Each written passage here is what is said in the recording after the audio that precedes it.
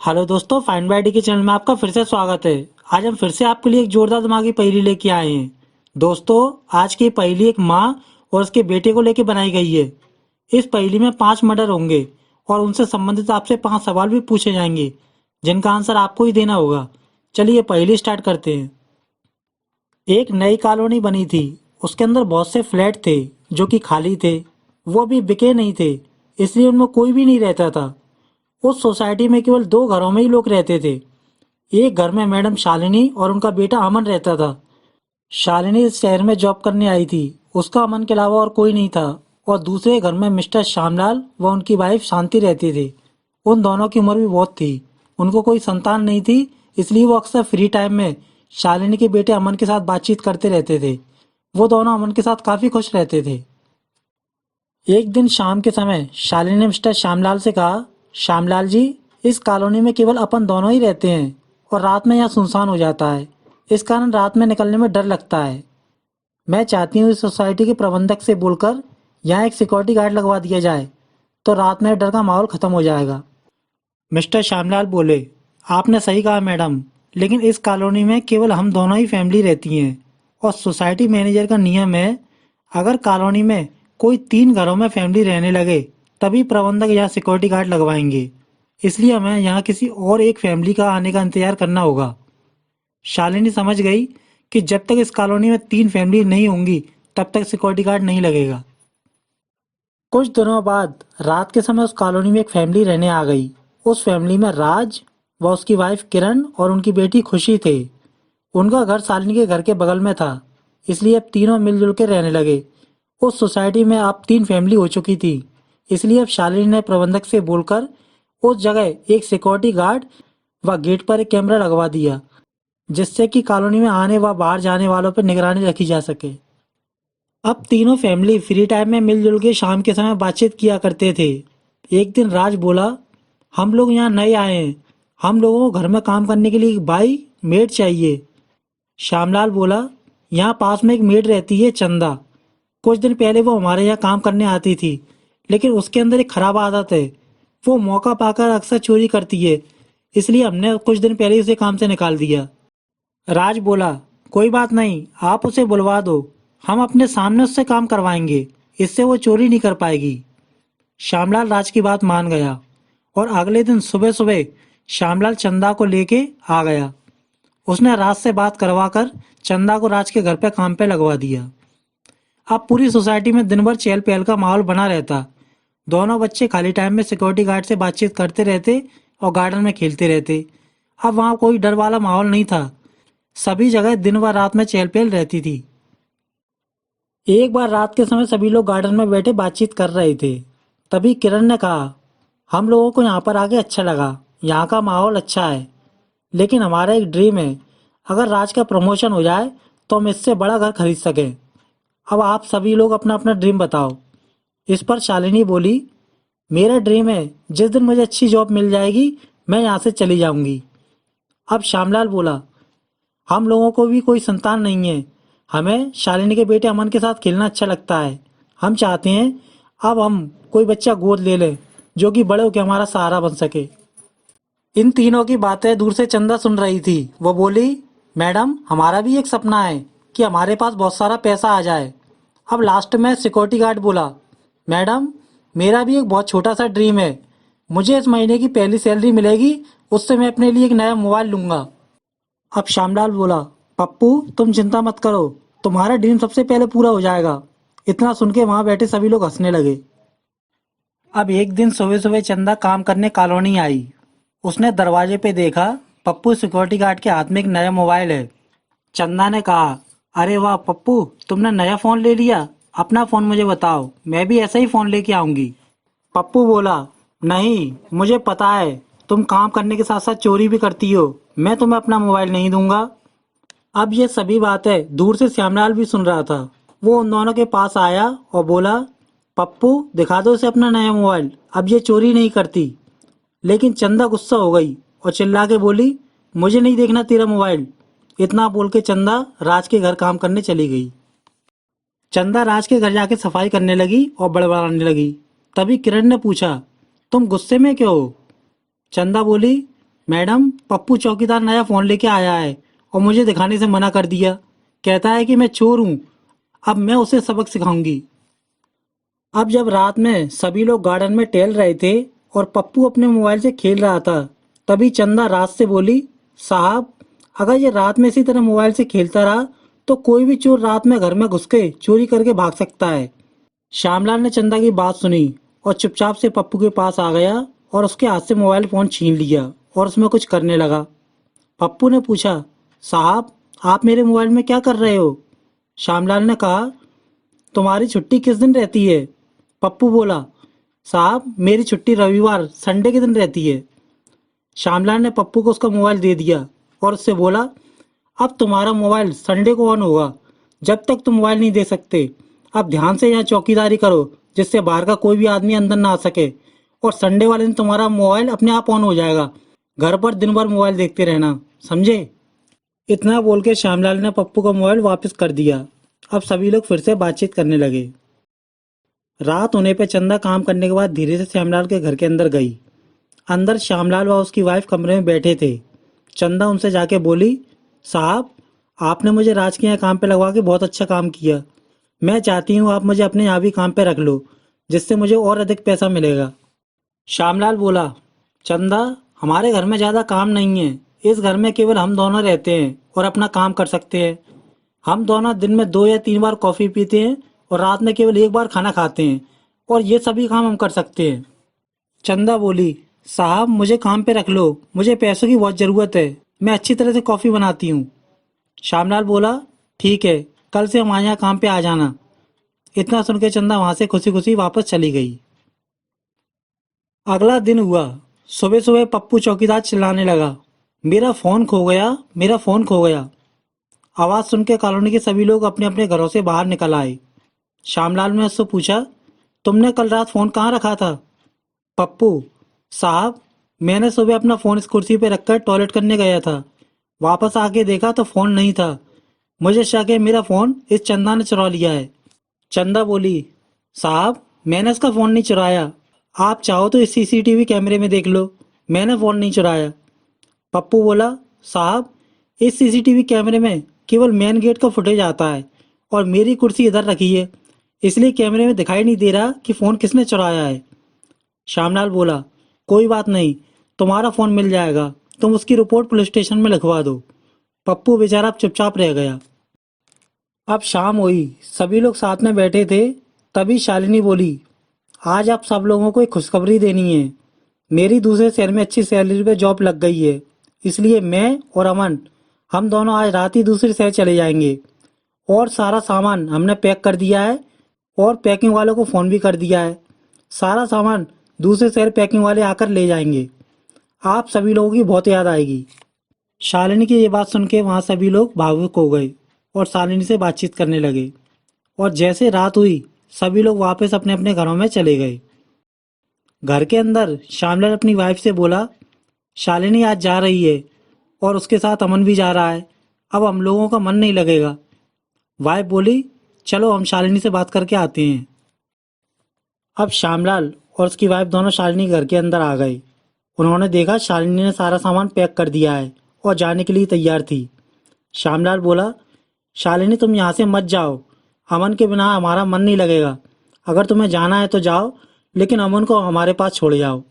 शालिनी बोली, मैं आपका दुख समझ सकती हूँ श्यामलाल जी, लेकिन आगे बढ़ने के लिए मुझे यहाँ से जाना होगा। आपको मेरे एक काम करना होगा। मैं और अमन अभी ट्रेन से चले जाएंगे, और जब पैकिंग वाले आएँ तो आप हमारा सभी सामान उनको बता देना, और जब घर खाली हो जाए तो घर की खाली चाबी सोसाइटी के प्रबंधक को दे देना। अब आप आखिरी बार अमन से मिल लीजिए। हम दोनों अब केवल 30 मिनट बाद यहाँ से निकल जाएंगे। अब श्यामलाल और उसकी वाइफ उदास होकर वापस अपने घर में आ गए। श्यामलाल बोला, अब हम लोग कुछ नहीं कर सकते, 30 मिनट बाद अमन चला जाएगा। श्यामलाल की वाइफ बोली, अगर तुम चाहते हो कि अमन जीवन भर के लिए हमारे साथ रहे तो तुम्हें एक काम करना होगा। श्यामलाल बोला, बताओ, अमन के लिए मैं कुछ भी कर सकता हूँ। वाइफ बोली, शालिनी का मर्डर कर दो। अगर शालिनी नहीं रहेगी तो अमन का इस दुनिया में और कोई नहीं है और अमन हमारा हो जाएगा। श्यामलाल, तुम ये क्या बकवास कर रही हो? वाइफ बोली, अगर अमन चाहिए तो सबसे पहले शालिनी का मर्डर करके आओ। और एक बात याद रखना, मर्डर करते समय तुम्हें अमन ना देखे, वरना तुम पकड़े जाओगे। जल्दी जाओ, शालिनी केवल 30 मिनट बाद इस कॉलोनी से बाहर चली जाएगी, फिर हम लोग कुछ नहीं कर पाएंगे। इतना सुन के श्यामलाल शालिनी को मारने उसके घर चला गया। अब श्यामलाल चुपचाप से शालिनी के घर गया। शालिनी बाहर जाने के लिए तैयार हो रही थी, इसलिए गेट का दरवाजा खुला था। श्यामलाल ने गौर से देखा, अमन वहां नहीं था। उसने जल्दी से चाकू निकाला और शालिनी के पेट में मार दिया। शालिनी घायल होकर जमीन पर गिर गई और मर गई। मर्डर के बाद श्यामलाल तुरंत वहां से अपने घर वापस आ गया। घर आके श्यामलाल बोला, मैंने शालिनी को मार दिया, लेकिन मैं फंस गया। अब हम शालिनी की बॉडी बाहर नहीं ले जा सकते, क्योंकि मेन गेट पे पप्पू चौकीदार बैठा है। और अगर सुबह तक शालिनी की बॉडी उसके घर में रहेगी तो बदबू से सभी को पता चल जाएगा। वाइफ बोली, मेरे पास एक आइडिया है, जिससे शालिनी की बॉडी बाहर भी जाएगी और पप्पू चौकीदार को मालूम भी नहीं पड़ेगा। दोस्तों, इस पहेली का पहला सवाल, अब श्यामलाल और उसकी वाइफ क्या करेंगे कि शालिनी की बॉडी बाहर भी जाएगी और पप्पू चौकीदार को पता नहीं चलेगा? अपना आंसर नीचे कमेंट कीजिए।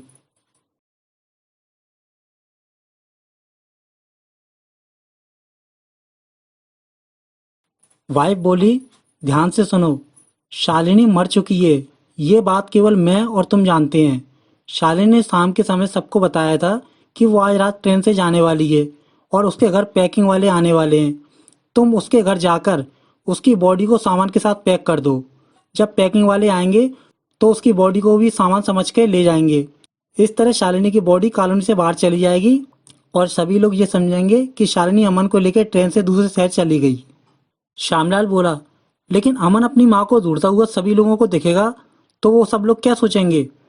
वाइफ बोली, एक बार शालिनी की बॉडी पैकिंग वालों के साथ यहाँ से चली गई, फिर अमन सभी लोगों को दिखेगा। उसके बाद हम लोग शालिनी की मिसिंग कंप्लेंट पुलिस स्टेशन में करवा देंगे। उसके बाद अमन को हम अपने पास रख लेंगे। श्यामलाल बोला, मेरे मन में अभी भी एक सवाल है। जब पैकिंग वाले सभी सामान दूसरे शहर वाले एड्रेस पर सामान रखने जाएंगे, वहां उनको शालिनी दिखाई नहीं देगी, तो वो सभी सामान को बेचने के लिए खोलेंगे और उनको शालिनी की बॉडी मिलेगी। वो सारी बात पुलिस को बताएंगे। इस तरह यहाँ पुलिस आ जाएगी और मैं फंस जाऊंगा। वाइफ बोली, तुम फिर भी नहीं फंसोगे, क्योंकि पैकिंग वाले सामान खोल के बॉडी देख भी लेंगे तो पुलिस में जाने में डरेंगे, क्योंकि बॉडी उनकी गाड़ी में मिली है, इसलिए मर्डर का शक उन्हीं पे जाएगा। इसलिए वो चुपचाप सारा सामान उसी एड्रेस पर छोड़ के भाग जाएंगे। पुलिस यहाँ कभी नहीं आ सकती, समझे? अब श्यामलाल फिर से चुपचाप से शालिनी के घर में गया। उसने देखा शालिनी की बॉडी अभी भी जमीन पर पड़ी है। उसने शालिनी की बॉडी को जमीन से उठाया और एक अलमारी में पैक कर दिया। बॉडी पैक करने के बाद उसने सोचा, अमन कहाँ है? अब श्यामलाल अंदर वाले कमरे में अमन को ढूंढने चला गया, लेकिन वहां भी श्यामलाल को अमन दिखाई नहीं दिया। अब श्यामलाल चुपचाप से घर से निकल के बाहर से ताला लगा के वापस अपने घर पे आ गया। घर आके श्यामलाल बोला, मैंने शालिनी की बॉडी एक अलमारी में पैक कर दी। फिर मैंने उस घर में अमन को ढूंढा, लेकिन अमन नहीं मिला। वाइफ बोली, तुम चिंता मत करो, अमन यहीं कहीं खेल रहा होगा। अभी कुछ देर में अपनी मम्मी को ढूंढता हुआ हमारे पास आ जाएगा और हमेशा के लिए हमारे पास रह जाएगा। अब पुलिस तुम्हें नहीं पकड़ सकती, इसलिए नॉर्मल हो जाओ। अब श्यामलाल और उसकी वाइफ दोनों नॉर्मल होकर बातचीत कर रहे थे, तभी उनके घर में एक पुलिस वाला आ गया। श्यामलाल और उसकी वाइफ ने पुलिस वाले को देख के डर गए। पुलिस वाले ने पूछा, क्या तुम्हारा नाम श्यामलाल है? श्यामलाल बोला, जी सर, बताइए क्या बात है? पुलिस वाला, आज पप्पू चौकीदार ने अपने मोबाइल फोन गुम होने की रिपोर्ट पुलिस स्टेशन में लिखवाई है, इसलिए हम पूछताछ करने आए हैं। श्यामलाल की वाइफ बोली, जी हाँ, आज सुबह ही पप्पू चौकीदार का मोबाइल चोरी हो गया। क्या आपको उसका मोबाइल मिला? पुलिस वाला, नहीं मिला, क्योंकि चोर ने अभी तक उसका मोबाइल ऑन नहीं किया। अभी मोबाइल बंद है। जिस समय मोबाइल ऑन होगा वो चोर पकड़ा जाएगा। अब पुलिस बाहर आके राज व किरण से भी मोबाइल के बारे में पूछताछ करने लगी। अभी पुलिस वाला पूछताछ कर ही रहा था, तभी उसी समय पैकिंग वालों की गाड़ी कॉलोनी में आ गई और उसमें से दो आदमी उतर के सभी लोगों के पास आ गए। पहला आदमी बोला, श्यामलाल कौन है? हम पैकिंग वाले हैं और शालिनी मैडम के घर से सामान को दूसरे शहर ले जाने आए हैं। पुलिस वाले ने श्यामलाल से पूछा, शालिनी कौन है और ये पैकिंग वाले किसका सामान लेने आए हैं? श्यामलाल ने पुलिस वाले को बताया, सर, शालिनी और उसका बेटा अमन हमारे घर के बगल में रहते थे। अब वो दूसरे शहर जॉब करने चली गई और ये लोग उनका सामान लेने आए हैं।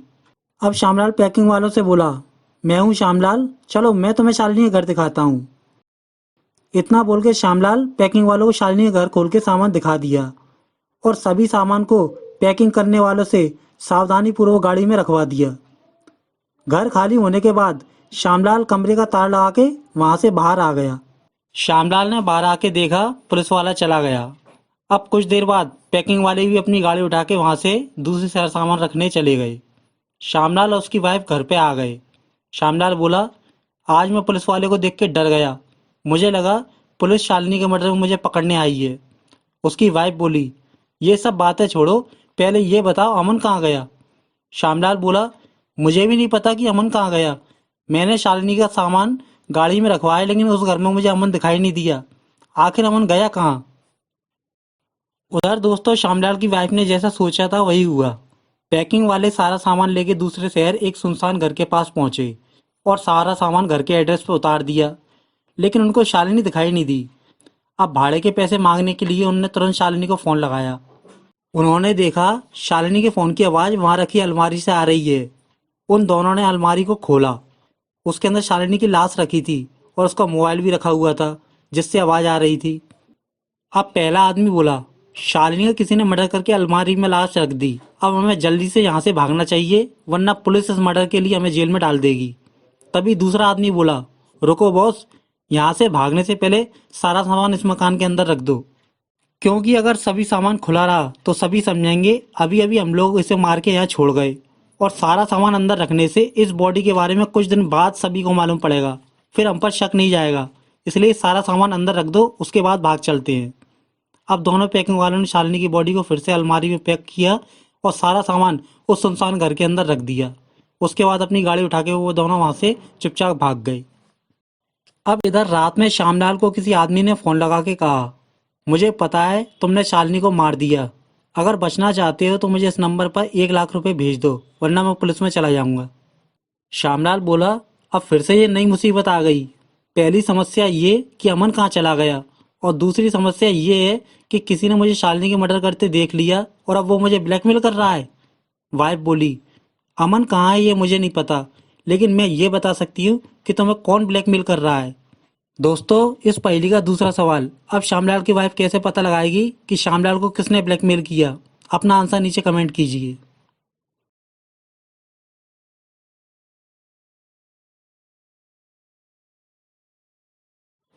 वाइफ बोली, हो सकता है शालिनी का मर्डर करते समय तुम्हें राज या उसकी फैमिली ने देखा हो। पप्पू चौकीदार भी हो सकता है या कोई तीसरा व्यक्ति जो उसी समय कॉलोनी में आया हो वो भी तुम्हें मर्डर करते देख सकता है। इसका पता लगाने के लिए तुम बाहर जाओ और चुपचाप से गेट के सीसीटीवी कैमरे की फुटेज देख के आओ। तुम्हें पता चल जाएगा कल रात इस कॉलोनी में कौन आया था। अब श्यामलाल उसी समय पप्पू चौकीदार के पास पहुंचा और उससे बोला, तुम दिन भर बहुत ईमानदारी से कॉलोनी की सिक्योरिटी करते हो, जाओ आज मेरे घर पर कॉफ़ी पी के आओ। पप्पू चौकीदार श्यामलाल के घर कॉफ़ी पीने चला गया। अब श्यामलाल चुपचाप से सिक्योरिटी गार्ड के रूम में चला गया। वहां जाके उसने सीसीटीवी फुटेज देखा। उस फुटेज में उसे चंदा दिखाई दी। श्यामलाल फुटेज देख के समझ गया, मैंने कल चंदा को काम पे आने को बोला था, वो रात में आई और उसने मुझे मर्डर करते देखकर वापस चली गई। श्यामलाल अब चुपचाप वापस अपने घर में आ गया और अपनी वाइफ को चंदा के बारे में सारी बात बताई। वो दोनों अभी बातचीत कर ही रहे थे कि तभी चंदा उनके घर में आ गई और बोली, साहब मैं आज से काम पे आ गई, बताओ क्या काम करना है। तभी वाइफ बोली, तुम कल क्यों नहीं आई। चंदा बोली, कल रात मुझे काम था इसलिए मैं नहीं आ सकी। उसी समय श्यामलाल ने गुस्से से अलमारी से पिस्तौल निकाली और चंदा के ऊपर तान दी। श्यामलाल बोला, तुम झूठ बोल रही हो, तुम कल रात आई थी और मुझे मर्डर करते देख के वापस चली गई, बताओ मुझे कौन ब्लैकमेल कर रहा है। अब चंदा चिल्लाते हुए बोली, तुमने सही कहा, मैंने शालिनी का मर्डर करते समय तुम्हें खिड़की से देख लिया था, इसलिए मैं डर के वापस चली गई। ये बात मैंने अपने हस्बैंड को बताई और उसने तुमसे 1 लाख रुपए मांगे। अब मुझे 1 लाख रुपए दे दो वरना मैं पुलिस में चली जाऊंगी, और अगर तुमने मुझे यहाँ मारने की कोशिश की तो मेरा हस्बैंड पुलिस में चला जाएगा। अगर तुम दोनों को पुलिस से बचना है तो हमें पैसा देना ही होगा। श्यामलाल की वाइफ बोली, हम तुम्हें पैसा दे देंगे, पहले ये बताओ अमन कहाँ है। चंदा बोली, मुझे नहीं पता अमन कहाँ है, जब साहब शालिनी का मर्डर कर रहे थे उस समय दूसरे कमरे से अमन भी मेरी तरह इनको चुपचाप से देख रहा था। शायद वो इनसे डर के भाग गया होगा। श्यामलाल बोला, नहीं, मैं अभी भी सीसीटीवी फुटेज देख के आया हूँ। अगर अमन कॉलोनी से बाहर जाता तो फुटेज में दिखाई देता अमन यहीं से गायब हुआ है। चंदा बोली, मुझे नहीं मालूम अमन कहाँ गया। मैं तुम दोनों के लिए कॉफ़ी बना के लाती हूँ, जब तक मेरे पैसे निकाल लो। एक बार पैसा लेने के बाद मैं तुम दोनों को कभी परेशान नहीं करूंगी। इतना बोल के चंदा वहां से किचन में कॉफ़ी बनाने चली गई। चंदा ने किचन में जाने के बाद श्यामलाल बोला, हम इसे इस तरह जिंदा नहीं छोड़ सकते। अगर इसे पैसे दे भी देंगे फिर भी आगे जाके ये और इसका हस्बैंड हम दोनों को जेल में डलवा सकते हैं। हमें इन दोनों को मारना होगा। श्यामलाल अभी बातचीत कर ही रहा था कि तभी चंदा 2 कप में कॉफी लेके वापस कमरे में आ गई। दोनों को कॉफी देने के बाद चंदा ने पैसे मांगे। अब श्यामलाल की वाइफ ने बेड के अंदर से पैसों का बैग निकालकर चंदा को 1 लाख रुपए दे दिए। चंदा अपने पैसे लेके वहां से चली गई। चंदा के जाने के बाद श्यामलाल गुस्से से वाइफ पे चिल्लाया, तुमने उसे पैसे दे दिए और यहाँ से जाने भी दिया। अब वो दोनों हमारे लिए खतरा हैं। वाइफ बोली, अब चुपचाप से कॉफी पियो और ध्यान से सुनो। अगर तुम इसे यहीं मार देते तो उसका हस्बैंड पुलिस लेके यहाँ आ जाता और हम फंस जाते। हमको इन दोनों को आज रात में इनके घर जाके एक साथ मारना होगा, इसलिए मैंने इसे यहाँ पैसे दे दिए, समझे। श्यामलाल बोला, मैं समझ गया तुम्हारी ये अगली चाल, लेकिन मुझे अभी भी ये समझ नहीं आ रहा कि अमन कहाँ गया। दोस्तों, इस पहेली का तीसरा सवाल, अमन कहाँ गया।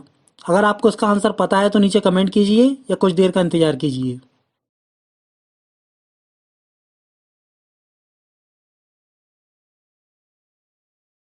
अब उसी रात श्यामलाल व उसकी वाइफ रात में चंदा के घर पहुंच गए। श्यामलाल ने अपनी बंदूक निकालकर उन दोनों पे तान दी। चंदा और उसका हस्बैंड बंदूक देख के डर गए और चंदा बोली, साहब, अगर आपने हम दोनों को मारा तो आप भी मारे जाओगे। लेकिन श्यामलाल ने दोनों की एक न सुनी और दोनों को एक एक करके गोली मार दी। गोली खा के दोनों जमीन पे गिर गए और मर गए। उसके बाद श्यामलाल व उसकी वाइफ वहां से चुपचाप अपने घर वापस आ गई। दूसरे दिन पप्पू चौकीदार सुबह सुबह कॉलोनी में बैठा था कि तभी पुलिस की गाड़ी आ गई। पुलिस वाले ने गाड़ी से उतर के सभी से पूछा, कल रात चंदा का मर्डर हो चुका है, चंदा यहाँ किसके यहाँ काम करने आती थी। तभी राज ने कहा, चंदा हमारे और श्यामलाल जी के यहाँ काम करने आती थी। श्यामलाल जी ने यहाँ कुछ दिन पहले ही उसे काम पे रखा था। अब सभी लोग श्यामलाल जी के यहाँ पूछताछ करने चले गए। वहां पहुंचकर सभी ने देखा कि श्यामलाल व उसकी वाइफ जमीन पर मरे हुए पड़े हैं, लेकिन उनके शरीर पर कोई भी चोट के निशान नहीं थे। पुलिस टेबल पर रखे कॉफी के कप को देख के समझ गई कि इन दोनों को किसी ने कॉफी में जहर दे के मार दिया है। दोस्तों, इस पहेली का चौथा सवाल, श्यामलाल व उसकी वाइफ को किसने मारा। अपना आंसर नीचे कमेंट कीजिए।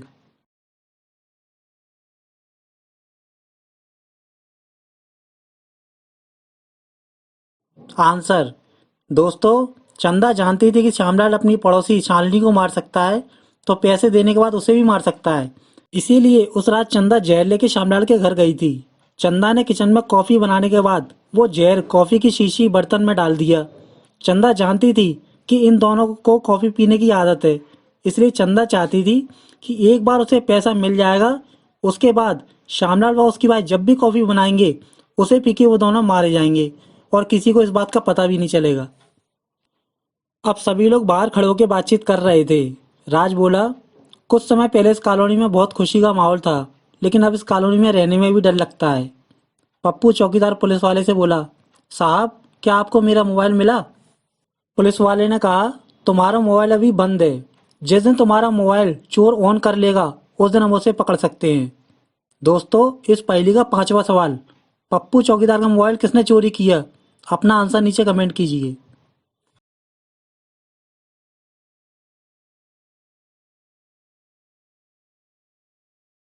वो लोग बातचीत कर ही रहे थे कि तभी वहां एक पुलिस वाला और आ गया और बोला, साहब, पप्पू चौकीदार का मोबाइल ऑन हो गया, अब हम पता कर सकते हैं कि मोबाइल कहाँ है। अब कॉलोनी के सभी लोग पुलिस की गाड़ी में बैठ के मोबाइल ढूंढने चले गए। कुछ देर बाद पुलिस की गाड़ी उसी जगह पे पहुंची जहाँ शालिनी की बॉडी थी। सभी लोगों के उतरने के बाद पुलिस वाला बोला, साहब, पप्पू का मोबाइल इसी जगह ऑन हुआ है, मोबाइल भी इसी घर के अंदर होना चाहिए। अंदर जाकर राज व किरण शालिनी के सामान को पहचान गए और पुलिस वालों से बोले, साहब, ये तो शालिनी का सामान है, लेकिन शालिनी कहाँ है? अब पुलिस वाले ने शालिनी के नंबर पर फोन लगाया। फिर से अलमारी के अंदर से फोन की आवाज आई। पुलिस वालों ने अलमारी खोल के देखा तो अंदर शालिनी की लाश रखी थी। अब राज पुलिस वाले से बोला, साहब ये तो शालिनी की लाश है, लेकिन इसका बेटा अमन कहाँ है? पप्पू चौकीदार बोला, साहब अब मेरे नंबर पर फोन करो। अब फिर से पुलिस वाले ने अपने फोन से चौकीदार के नंबर पर फोन लगाया। इस बार आवाज एक पेटी से आ रही थी। पुलिस वाले ने उस पेटी को खोल के देखा तो उसमें अमन चुपचाप बैठा हुआ था। उसका चेहरा देख के ऐसा लग रहा था जैसे वो बहुत दिनों से इसी पेटी के अंदर भूखा प्यासा बंद है, और उसके बगल में पप्पू चौकीदार का मोबाइल था। पुलिस वालों ने अमन से 3 सवाल पूछे। अमन, तुम इस पेटी में बंद कैसे हुए? और तुम्हारी माँ को किसने मारा? पप्पू चौकीदार का मोबाइल तुम्हारे पास कैसे आया? अमन बोला, सर मैं और मेरी माँ हम दोनों दूसरे शहर जाने को तैयार हो रहे थे। तभी श्यामलाल अंकल हमारे यहाँ आए और उन्होंने मेरी माँ को मार दिया। मैंने चुपचाप से दूसरे कमरे में उनको देख लिया और अपनी जान बचाने के लिए उसी समय इस पेटी में छुप गया। मुझे मोबाइल पर गेम खेलना अच्छा लगता था, इसलिए एक सुबह मैंने ही पप्पू चौकीदार का मोबाइल चोरी करके अपनी इस पेटी में रख लिया था। लेकिन उस दिन से ये मोबाइल बंद था, आज अचानक चालू हो गया। पप्पू चौकीदार बोला, साहब ये सब श्यामलाल की करामात है। श्यामलाल ने इस मोबाइल को ऐसा बंद किया था कि ये केवल रविवार संडे को स्टार्ट होगा, इसलिए मेरा मोबाइल इतने दिनों से बंद आ रहा था और आज रविवार है इसलिए ये मोबाइल चालू हो गया और हमें मोबाइल के बारे में पता चल गया। दोस्तों कैसी लगी आपको ये जोरदार दिमागी पहेली? पहेली अच्छी लगे तो लाइक कीजिए और आगे की पहेलियां देखने के लिए अभी हमारे चैनल को सब्सक्राइब कीजिए। धन्यवाद।